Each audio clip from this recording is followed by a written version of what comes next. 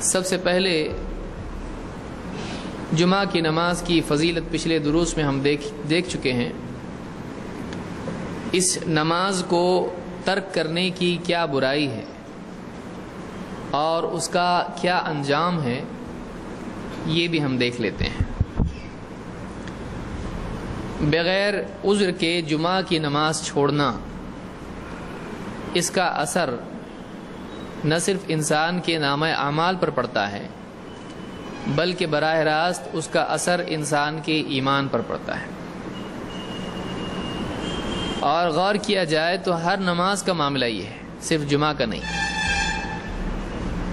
کہ کوئی بھی نماز آدمی جان بوجھ کے چھوڑتا ہے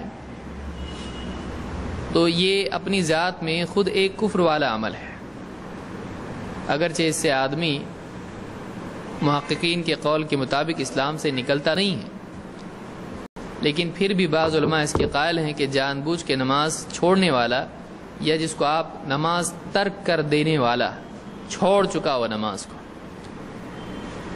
ایسا آدمی اسلام کے دائرے سے نکل جاتا ہے۔ تو جو ہمیشہ کے لیے نماز کو چھوڑ دے، علماء نے کہا ہے کہ ایسا آدمی اسلام سے نکل جاتا ہے۔ بہرحال جمعہ کے بارے میں، جمعہ کی نماز کے بارے میں کیا احادیث آئی ہیں، آئیے دیکھتے ہیں۔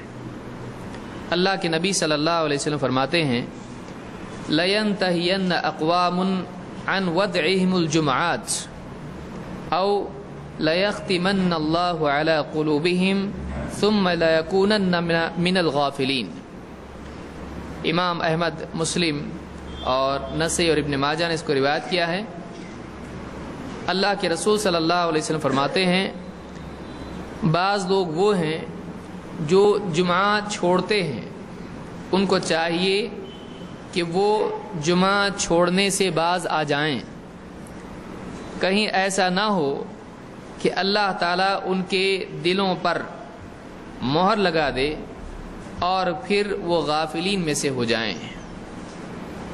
جمعہ چھوڑنے کا مطلب یہ نہیں ہے کہ وہ نماز ہی نہیں پڑھتے ہیں، وہ اپنی اپنی بستیوں میں رہتے ہیں، ظہر پڑھ لیتے ہیں، جمعہ نہیں پڑھتے ہیں۔ یہ نہیں کہ نماز مستقلاً چھوڑ رہے ہیں، بلکہ یہاں مراد یہ ہے کہ وہ جمعہ کی حاضری، جمعہ کے لیے حاضر نہیں ہوتے ہیں۔ تو وہ لوگ جو جمعہ چھوڑتے رہتے ہیں، ان کو چاہیے کہ وہ اپنے اس عمل سے باز آئیں، کہیں ایسا نہ ہو کہ اللہ تعالیٰ مہر لگا دے، کہاں؟ ان کے دلوں پر، پھر اس کے بعد وہ غافل ہو جائیں۔ اور غفلت انسان کو غفلت ہلاکت میں لے جاتی ہے۔ ایک آدمی گاڑی چلاتے چلاتے ہائی وے کے اوپر غفلت میں گیا تو کیا ہوتا ہے نا؟ غفلت، تھوڑی دیر کی غفلت آدمی کی جان کے لیے دھوکہ بن سکتی ہے۔ اس لیے ایک آدمی کے لیے غفلت ہلاکت کا پیش خیمہ ہوتا ہے۔ ہلاکت کی ابتدا غفلت سے ہوتی ہے، آدمی کو غافل نہیں ہونا۔ کسی بھی چیز میں آپ دیکھیے، پڑھائی میں غفلت، بزنس میں غفلت، گھر کے معاملے میں غفلت، دین کے معاملے میں غفلت، اور سب سے بری غفلت یہی ہے کہ آدمی دین کے معاملے میں غافل ہو جائے۔ تو اللہ تعالیٰ کی طرف سے ایک انسان جب لاپرواہی برتتا ہے اللہ کے احکام میں، تو اس کے دل پر مہر لگ جاتی ہے۔ یہ جمعہ کے بارے میں آیا ہے کہ جمعہ چھوڑتا رہے آدمی تو پھر اللہ تعالیٰ اس کے دل پر مہر لگا دیتا ہے اور پھر وہ غافلوں میں سے ہو جاتا ہے۔ اس آدمی کے دل میں احساس ختم ہو جاتا ہے، وہ لاپرواہ ہو کے پھر برباد ہو جاتا ہے۔ اللہ کے نبی صلی اللہ علیہ وسلم ایک حدیث جس کو امام البیہقی نے شعب الایمان میں روایت کیا ہے، اس حدیث میں فرماتے ہیں، من سمع النداء یوم الجمعۃ فلم یأتها، جو جمعہ کے دن اذان سنیں لیکن اس کے باوجود نماز کے لیے نہ آئیں، طبع اللہ علی قلبہ، اللہ تعالیٰ اس کے دل پر مہر لگا دیتا ہے، وجعل قلبہ قلب منافق، اور اس کے دل کو منافق کا دل بنا دیتا ہے۔ جو آدمی جمعہ کی اذان سنے اور نہ آئے، اللہ تعالیٰ اس کے دل پر مہر لگا دیتا ہے اور اس کا دل منافق کا دل ہو جاتا ہے۔ وجعل قلبہ قلب منافق، اس کے دل کو منافق کے دل کی طرح بنا دیتا ہے۔ اسی طرح سے طبرانی کی روایت ہے جس کو شیخ الالبانی نے صحیح کہا، پچھلی روایت بھی حسن درجے کی ہے. آپ فرماتے ہیں من ترک ثلاث جمعات من غیر عذر کتب من المنافقین، جو 3 جمعات چھوڑے بغیر کسی عذر کے اس کو منافقین میں لکھ دیا جاتا ہے. لہذا معلوم یہ ہوا کہ آدمی کو جمعہ چھوڑنا نہیں چاہیے. ہاں اگر کوئی عذر ہو اس کا، اس لیے کہ حدیث میں کیا آ رہا ہے، من غیر عذر، اس کے پاس کوئی عذر نہیں ہے، کوئی ایکسکیوز نہیں ہے، جمعہ سے کوئی رکاوٹ نہیں ہے. مثلا کوئی آدمی بیمار ہے، وہ نہیں جا سکتا ہے، بستر پر پڑا ہوا ہے، تو اس آدمی کے لیے لازم نہیں ہے. یا کوئی آدمی ایسا ہے کہ جس کے امتحانات، نوجوان ہوتے ہیں، امتحان چل رہے ہیں، اب وہ چھوڑ کے تو نہیں جا سکتا ہے، پورا کریئر اس کا خراب ہو جائے گا، یہ واقعی عذر ہے، سالوں کی محنت برباد ہو جائے گی. تو ایسی صورت میں، یا کوئی اور پیشنٹ دواخانے میں ہے اور آپ کے سوا کوئی نہیں جو بھاگ دوڑ کرے، اب کبھی بھی اس کے لیے آپ کو موجود ہونا ہے کہ ڈاکٹر کچھ بھی منگائے، آپ کو بھاگنا ہے اس کے لیے، دوائی کے لیے، کسی اور چیز کے لیے. اب وہاں سے آپ ہٹیں گے، نقصان ہو سکتا ہے. تو ایسی صورت میں، یا خود ڈاکٹر ہے، آپریشن اس کا ہے، پیشنٹ آ گیا، ایمرجنسی ہے، پچھلے جمعہ کو بھی تھا، اس جمعہ کو بھی ہو گیا، اب کیا کرے گا؟ اگر کوئی واقعی عذر ہے، مجبوری ہے، تو ایسی صورت میں تو ٹھیک ہے. لیکن آدمی بس یوں ہی جمعہ چھوڑ دے، کمپنی میں، آفس میں ہے اور لوگ جا رہے ہیں جمعہ کے لیے، اور یہ بس فائل کچھ کام کر رہا ہے اور چھوڑ کے جا بھی سکتا ہے، آ کے کام کر سکتا ہے، لیکن نہیں، بہت کیا ہے، پنکچول ہی ہے، ٹائم پہ اس کو کام پہنچانا ہے، جمعہ چھوڑ دیا اس نے. حالانکہ کبھی دوست آ جاتا ہے ملنے کے لیے، آؤ ہو چلو کافی پینے جائیں گے، تب چھوڑ دیتا ہے. کتنے لوگ ہیں، سوچنے کی چیز ہے. اور صرف جمعہ نہیں بلکہ 5 نمازوں کا آپ سوچئے. کوئی آدمی ہے بہت تھکا ہوا ہے، اس لیے نماز کو نہیں جا رہا، 5 ٹائم کی نماز، شام کو آیا ہے اور بالکل تھکا ہوا ہے، جا کے لیٹنے کو دل کر رہا ہے، عشاء کی نماز غائب. اور عشاء کے بعد کوئی مہمان آ جاتا ہے تو گھنٹہ بھر اس کے ساتھ بیٹھے گا، ارے کیسے ہیں آپ، بہت اچھا کیا آپ آئے، ارے چائے لے کے آیا ذرا، گھنٹہ بھر بیٹھ کے اس سے یہاں وہاں کی ادھر ادھر کی باتیں کرے گا. نماز کے لیے طاقت نہیں تھی، 4 کلمات پڑھنے کے لیے، سورہ فاتحہ، سورہ تحیات، سبحان ربی العظیم، سبحان ربی الاعلیٰ، جان نہیں تھی. اور اب دوست کے ساتھ کتنی جان آ گئی، بالکل ترتری آ گئی جسم کے اندر، طاقت آ گئی. کہاں سے آئی؟ جس آدمی کے پاس اللہ کے حکم کے پورا کرنے کے لیے طاقت نہیں ہے اور بندوں سے بے فائدہ چیزوں پہ گفتگو اور ساری چیزیں کرنے کے لیے طاقت ہے، ایسا آدمی کیا واقعی اللہ کا بندہ ہے؟ وہ اپنے آپ کو کس کا بندہ بنائے ہوئے، نفس کا بندہ بنائے ہوئے. تو اس طرح کی چیز جمعہ کے سلسلے میں ہو یا 5 نمازوں کے سلسلے میں ہو، نہیں ہونا چاہیے. بلا کسی عذر کے آدمی نمازیں چھوڑ دے، یہ کفر ہے، یہ کفر ہے. یہ کفر وہ نہیں ہے جو اعتقادی ہوتا ہے، یہ عملی کفر ہے جو بہت کبیرہ گناہ ہے. تو اس طرح سے یہ بات معلوم ہوئی کہ نفاق کس کو کہتے ہیں. نفاق کہتے ہیں ایک آدمی ظاہر میں مسلمان ہو لیکن باطن میں کافر ہو. لیکن نفاق کی 2 قسمیں، جیسے کفر اور شرک کی بھی 2 قسمیں ہیں. شرک کی 2 قسمیں ہیں، ایک شرک اکبر ہے اور دوسرا شرک اصغر ہے. ریاکاری کیا ہے؟ شرک اصغر ہے. کیا آدمی ریاکاری کی نماز پڑھے تو اسلام سے نکل جاتا؟ کوئی دکھاوے کے لیے سخاوت کر رہا ہے، دکھاوے کے لیے حج کر رہا ہے، کیا اسلام کے باہر ہو جاتا ہے؟ نہیں، وہ گناہ ہے، اسلام سے باہر نہیں ہوتا ہے. اسی طرح سے کفریہ چیزیں ہیں، کچھ چیزیں ایسی ہیں جو اعتقادی ہیں یا عملی ہونے کے باوجود بھی اسلام سے خارج کرنے والی ہیں، اور کچھ چیزیں ایسی ہیں جو کفر تو ہیں لیکن اسلام سے خارج نہیں کرتی ہیں. جیسے حدیث میں آیا ہے کہ میری امت میں 2 چیزیں ہیں جو کفر کی ہیں. ایک چیز کیا ہے؟ الطعن فی الانساب، نسب میں طعن کرنا ہے، تو ایسے نسب کا ہے، گھٹیا خاندان کا ہے، میں اعلیٰ خاندان کا ہوں، تو شیخ ہے، میں سید ہوں. بہت سارے لوگ یہ کرتے ہیں، آج بھی ان کا مشغلہ ہوتا ہے. کوئی آدمی نسب پہ فخر کرنے سے جنتی بنتا ہے؟ نسب پہ فخر کرنے سے آدمی اعلیٰ نہیں بنتا. حدیث میں کیا ہے؟ من بطأ به عمله لم يسرع به نسبه. جس کو اس کا عمل پیچھے کر دے اس کو اس کا نسب آگے نہیں لے جا سکتا ہے. بہت بڑے خاندان کا ہے، تیرے کام اچھے ہیں کیا؟ کام اچھے ہیں تو پھر وہ اعلیٰ ہے. نام اچھا ہے تو کچھ کام کا نہیں ہے. نام سے کچھ ہوتا ہے نہیں ہے. کوئی آدمی اپنا نام محمد رکھ لے اور خوش ہو، نام سے کیا ہوتا ہے؟ میرا نام نبی کا نام ہے. تیرا کام کا نبی کا ہے، تیرا خالی نام نبی کا ہے. اور جنت میں نام نہیں دیکھنے والے، کیا دیکھنے والے ہیں؟ کام. تو ایک آدمی کو چاہیے کہ وہ عمل صحیح کرے.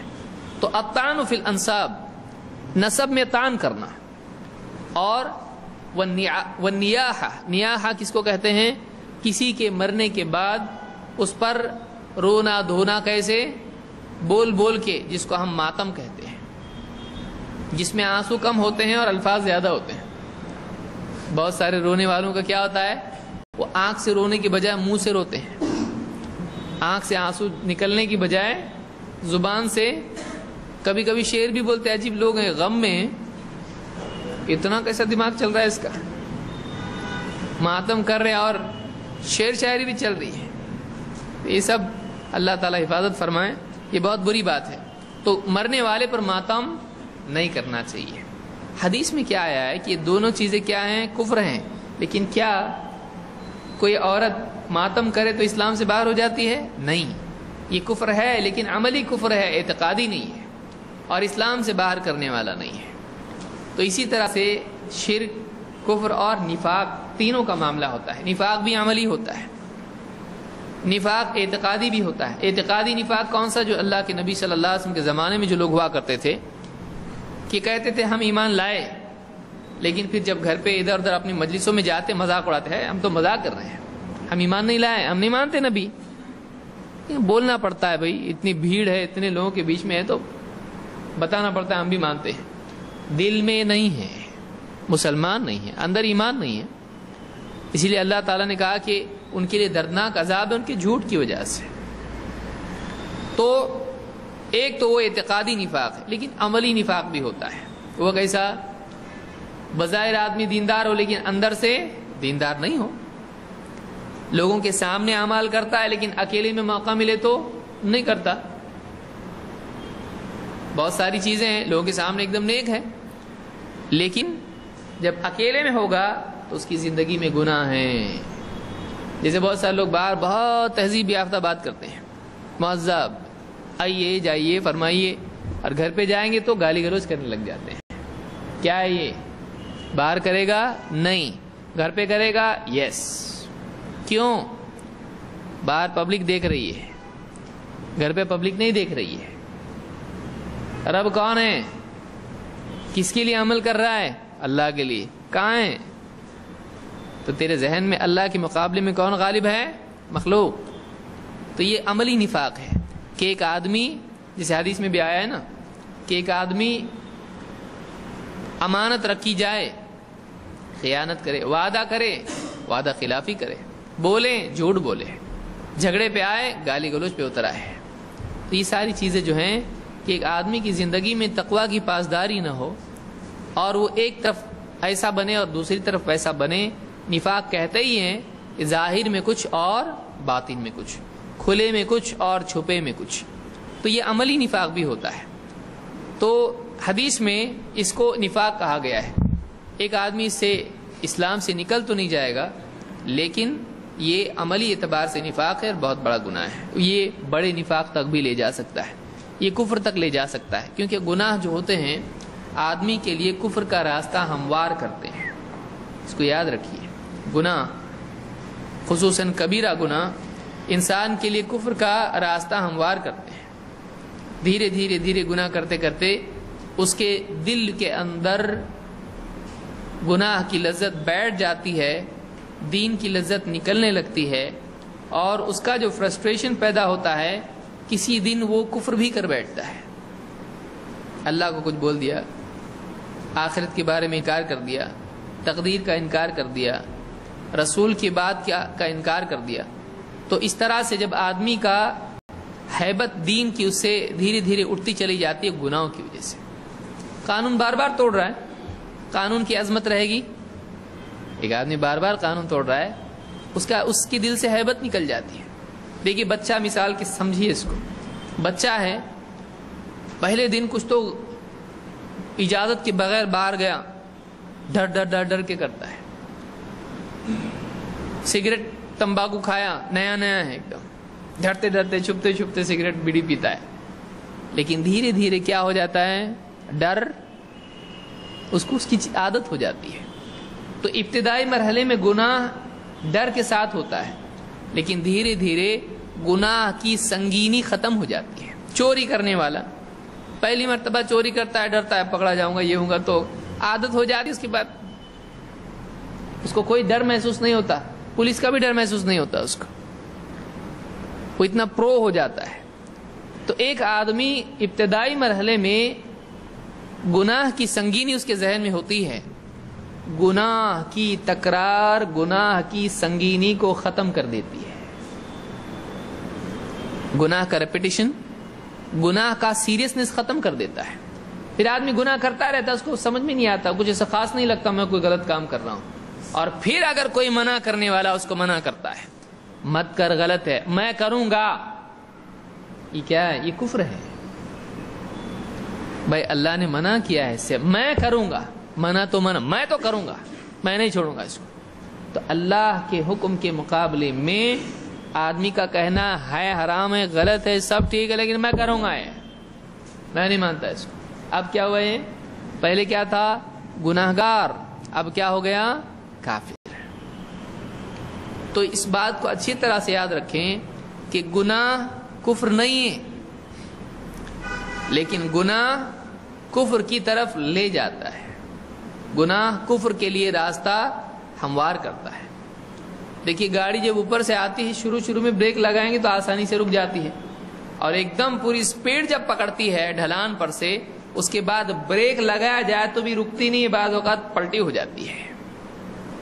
اب پھر بریک لگائیں گے اخیر میں، نہیں لگتا. کیوں؟ ابھی پوری مومنٹم میں گاڑی فل ایکسلریشن کے ساتھ جا رہی ہے ابھی. اس کے بعد رکنے کی طاقت اس میں ختم ہو جاتی ہے، روکنے کی طاقت اور بڑا ایکسیڈنٹ کر دیتی ہے. ایسا بھی جانے والا ہے، ویسا بھی جانے والا ہے، ایسا ہو جاتا ہے پھر. تو اس کے لیے آدمی بعض اوقات سوچتا ہے ایک ہی تو گناہ ہے، گناہ ہی تو ہے، میرا عقیدہ صحیح ہے. عقیدہ صحیح ہے، تیرا عقیدہ صحیح ہوتا تو گناہ نہیں کرتا. تیرا عقیدہ اگر صحیح ہوتا تو گناہ نہیں کرتا. تو عقیدے میں تیرے کمزوری ہے ٹھیک ہے، اللہ کو مان رہا، آخرت کو مان رہا، فرشتوں کو مان رہا، سب مان رہا، تو مان رہا ہے، لیکن ماننے میں بھی فرق ہوتا نا. تیرا ماننا پاورفل نہیں ہے. تیرا ماننا پاورفل ہوتا تیری زندگی میں اللہ کا حکم ہوتا. لہٰذا نماز کے سلسلے میں بہت سارے لوگ لاپرواہی کرتے ہیں اور یہ سمجھتے ہیں کہ میرا عقیدہ صحیح ہے لیکن نماز میں لاپرواہی ہے. ٹھیک ہے، عقیدہ تو صحیح ہے نا. اور شیطان اس وقت میں ذہن میں ڈالتا اتنے سارے دنیا میں دوسرے ہیں، ان کے تو عقیدے بھی خراب ہے، تو جنت میں جائے گا کون؟ تو ہی جائے گا. ابھی جن کے عقیدے خراب ہیں وہ تو جنت میں جانے والے نہیں. اب جنت میں کوئی تو جانا تو پڑے گا نا، ورنہ خالی رہ جائے گی بیچاری. جنت میں جانا پڑے گا نا آپ کو. تو جنت تیرے لیے انتظار میں ہے، تو چلتا اللہ چلا لیتا. اب شیطان سب ذہن میں ڈالتا. اللہ قرآن میں اللہ نے فرمایا غفور الرحیم ہے. اچھا اس وقت میں یہ نہیں آتا ہے وَأَنَّ عَذَابِي هُوَ الْعَذَابُ الْأَلِيمُ، میرا عذاب بھی بڑا دردناک عذاب ہے، یہ نہیں آتا ذہن میں. تو گناہ کرتے وقت میں گناہگار کے ذہن میں اللہ کی مغفرت والی چیزیں سب ہوتی ہیں، وہ وعدے ہوتے ہیں. آدمی چلا جاتا ہے، اور کہاں سے آتا وہ؟ اللہ کی طرف سے آتی چیزیں سب شیطان دل میں ڈالتا ہے. تو جمعہ چھوڑنا نہیں چاہیے، بلکہ نمازیں چھوڑنا نہیں چاہیے، کیونکہ قیامت کے دن سب سے پہلے کس چیز کا حساب ہوگا؟ تو یہ بات ہم نے دیکھی کہ جمعہ چھوڑنا آدمی کے دل پر مہر لگنے کا ذریعہ ہے، سیل لگ جانا. جیسے آپ دیکھتے ہیں دروازہ سیل کر دیا، لاک کر دیا اس کو، اب کوئی اندر جا سکتا ہے؟ نہیں۔ دل پہ مہر لگنے کا مطلب کیا ہے؟ دل پہ مہر لگنے کا مطلب یہ ہے کہ دل پہ نیکی کی باتوں کا اثر نہیں ہوگا، واعظ و نصیحت کا اثر نہیں ہوگا، دل میں گناہوں کی وجہ سے ندامت پیدا نہیں ہوگی۔ دل کیسا ہوگا؟ پتھر، کوئی نصیحت کرے نصیحت کا اثر نہیں ہوگا۔ دل پہ ہدایت کی طلب اور ہدایت کے اعتبار سے دل کے اندر خیر کے جذبات وغیرہ کمزور پڑ جائیں گے۔ اتنا بڑا رزق کون لے گا بھائی؟ دل کو سنبھالنا ضروری ہے، دل کی حفاظت ضروری ہے۔ تو ایک آدمی کو چاہیے کہ ایسا کوئی کام نہ کرے جس سے اس کے دل پر برا اثر پڑے۔